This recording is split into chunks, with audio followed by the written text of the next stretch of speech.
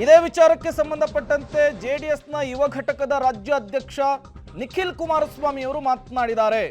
ಪ್ರಜ್ವಲ್ ಎಲ್ಲೇ ಇದ್ರೂ ಕೂಡ ಬಂದು ಧೈರ್ಯವಾಗಿ ತನಿಖೆಯನ್ನು ಎದುರಿಸು ಅಂತ ಹೇಳಿ ಕರೆಯನ್ನ ಕೊಟ್ಟಿದ್ದಾರೆ.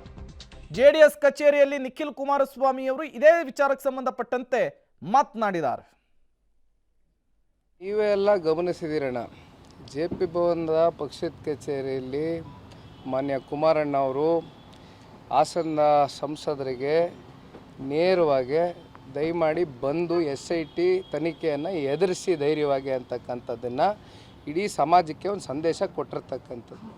ಹಾಗಾಗಿ ನಾವು ಎಲ್ಲ ಕಾಯ್ತಾ ಇದ್ದೀವಿ. ಬಂದು ನನ್ನ ಅಭಿಪ್ರಾಯನೂ ಅಷ್ಟೇ, ಒಬ್ಬ ಪ್ರಜೆಯಾಗಿ ನಾನು ಕೇಳ್ಕೊಳ್ತಕ್ಕಂಥದ್ದು, ಈಗ ಏನಿವಾಗ ಆರೋಪ ಬಂದಿದೆ, ಯಾರೇ ಆದರೂ ಆರೋಪ ಬಂದಂಥ ಸಂದರ್ಭದಲ್ಲಿ ಬಂದು ಆ ತನಿಖೆಯನ್ನು ಎದುರಿಸ್ತಕ್ಕಂಥದ್ದು ಸೂಕ್ತ. ಸೊ ಹಾಸನ ಸಂಸದರು ಅತಿ ಶೀಘ್ರದಲ್ಲೇ ಬರಲಿ ಅಂತಕ್ಕಂಥದ್ದು ನಾವು ಕೂಡ ಎಲ್ಲರೂ ಕೇಳ್ಕೊಳ್ತೀವಿ.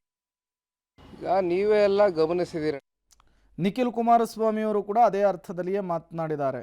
ಆರೋಪ ಬಂದಿದೆ, ಅದನ್ನು ಎದುರಿಸುವಂತಹ ಎದೆಗಾರಿಕೆ ಇರಬೇಕು. ದಯಮಾಡಿ ಎಲ್ಲೇ ಇದ್ರೂ ಕೂಡ ಬಂದು ನೀನು ತನಿಖೆಯನ್ನು ಫೇಸ್ ಮಾಡು ಅನ್ನುವಂತಹ ನಿಟ್ಟಿನಲ್ಲಿ ಪ್ರಜ್ವಲ್ ರೇವಣ್ಣ ಅವರಿಗೆ ಮನವಿಯನ್ನು ಮಾಡಿಕೊಂಡಿದ್ದಾರೆ. ಇವತ್ತು JDSನ ಪ್ರಧಾನ ಕಚೇರಿ JP ಭವನದಲ್ಲಿ ಇದೇ ವಿಚಾರಕ್ಕೆ ಸಂಬಂಧಪಟ್ಟಂತೆ ಮಹತ್ವದ ಚರ್ಚೆ ಕೂಡ ಆಗಿದೆ. ಪ್ರಜ್ವಲ್ ರೇವಣ್ಣ ಅವರು, ನಾನು ಸಹ ಈ ಮಾಧ್ಯಮದ ಮುಖಾಂತರ ಏನಾಗುತ್ತೆ, ಯಾಕೆ ಹೆದರಬೇಕು? ತಪ್ಪು ಮಾಡಿದರೆ ಈ ನೆಲದ ಕಾನೂನಲ್ಲಿ ಯಾರೇ ಆಗಲಿ, ಯಾರು ದೊಡ್ಡವರಲ್ಲ. ಪಾಪ ದುಡ್ಡಿರೋರು ಏನಾದ್ರು ಮಾಡ್ಕೋತಾರೆ. ಅದು ನನ್ನ ಅನುಭವ ಇದೆ, ಏನೇನು ನಡೆದಿದೆ ಅಂತೇಳಿ ಈ ರಾಜ್ಯದಲ್ಲಿ. ಆದರೆ ಇವತ್ತು ನನ್ನ ಕಾರ್ಯಕರ್ತರು ಈ ಪಕ್ಷ ಬೆಳೆಸಿ ಉಳಿಸಿರ್ತಕ್ಕಂಥವ್ರು ಎಷ್ಟು ದಿನ ಇವತ್ತು ಹೊರಗಿರಬೇಕು? ಕೈ ಜೋಡಿಸಿ ನಾನು ಮನವಿ ಮಾಡ್ತೇನೆ ಮಾಧ್ಯಮ ಸ್ನೇಹಿತರ ಮುಖಾಂತರ, ಇವತ್ತು ದೇಶಕ್ಕೆ ವಾಪಸ್ ಬಂದು ಯಾವ ಒಂದು ತನಿಖೆ ಇದೆ ಆ ತನಿಖೆಗೆ ಸಂಪೂರ್ಣವಾಗಿ ಸಹಕಾರ ಕೊಟ್ಟು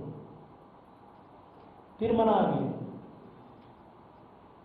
ಎಷ್ಟು ದಿವಸ ಈ ಕಳ್ಳ ಪೊಲೀಸ್ ಆಟ ಅವಶ್ಯಕತೆ ಇದೆ? ಎಲ್ಲಿದ್ದರೂ ಬಂದು ಇವತ್ತು SITನಲ್ಲಿ ಅದು ಯಾವ ರೀತಿ ತನಿಖೆ ಮಾಡ್ತಾರೋ ಆ ತನಿಖೆಗೆ ಸಹಕಾರ ಕೊಡಪ್ಪ ಅಂತ ಹೇಳಿದ್ದೇನೆ. ಈಗಲೂ ಹೇಳ್ತೇನೆ. ನನಗೆ ಇನ್ನೂ ಕಾಂಟ್ಯಾಕ್ಟ್ನಲ್ಲಿ ಇಲ್ಲ. ನಾನು ಅದಕ್ಕೆ ಸಾರ್ವಜನಿಕವಾಗಿ ನಿನ್ನೆ ಮಾಧ್ಯಮದ ಮುಖಾಂತರ ಮನವಿ ಮಾಡಿದ್ದೇನೆ. ನಾನು ಒಂದು ನಿರೀಕ್ಷೆ ಇಟ್ಕೊಂಡಿದ್ದೇನೆ. ಯಾಕೆಂದರೆ ನಮ್ಮ ಕಾರ್ಯಕರ್ತರಿಗೆ ಗೌರವ ತರ್ತಕ್ಕಂಥದ್ದಕ್ಕೆ, ದೇವೇಗೌಡರ ಬಗ್ಗೆ ಒಂದು ಅವ್ರ ಮನಸ್ಸಿನ ನೋವೇನಿದೆ ಅದನ್ನು ಸರಿಪಡಿಸ್ತಕ್ಕಂಥದ್ದಕ್ಕೆ